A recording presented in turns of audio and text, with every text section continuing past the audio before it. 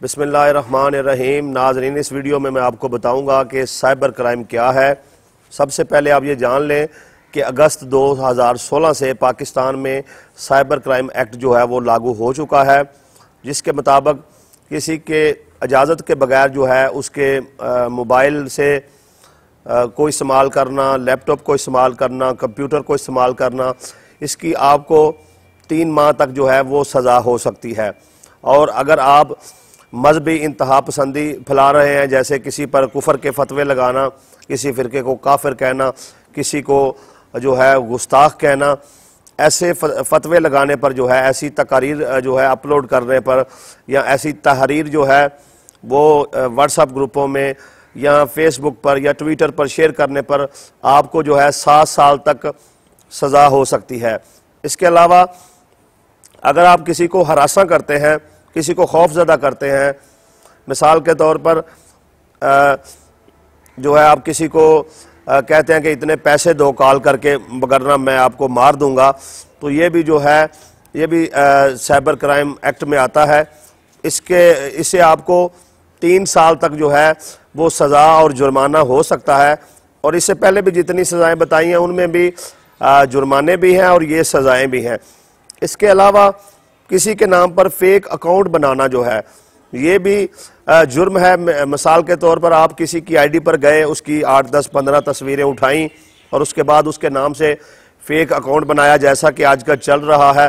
किसी के नाम से फेक अकाउंट बनाया जाता है, उसके दोस्तों को ऐड किया जाता है और उसके बाद जो है उसके दोस्तों को कहा जाता है भाई मैं हॉस्पिटल में हूँ, ये मसला है, वो मसला है, आप मुझे इतने पैसे सेंड कर दें। तो ये अमल भी जो है साइबर क्राइम एक्ट में आता है।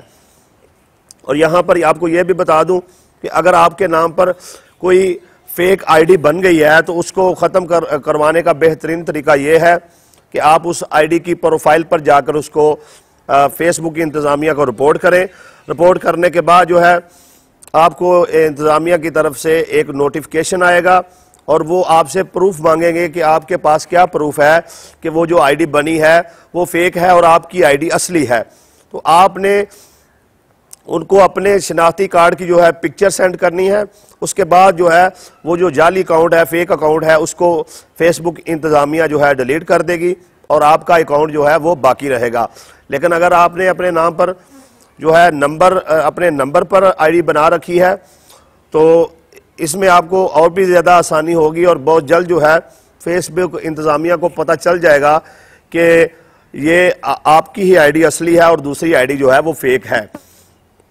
और यहाँ पर यह भी बता दूं कि बाज़ दफ़ा ऐसे होता है कि आपको कोई लिंक आता है और साथ में कहा जाता है कि लिंक पर क्लिक करें और आपको 10 GB या 20 GB डाटा जो है वो बिल्कुल फ्री मिल जाएगा।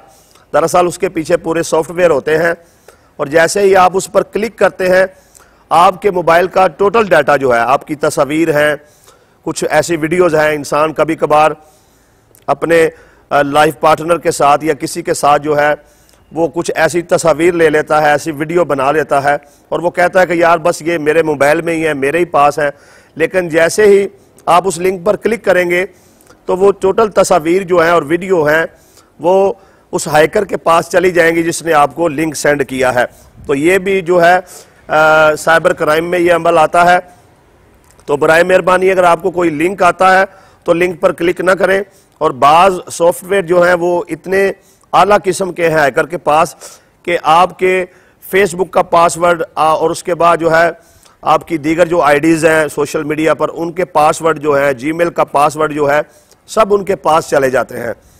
तो आपको अगर कोई भी ऐसा लिंक आता है तो आपने उस पर क्लिक नहीं करना।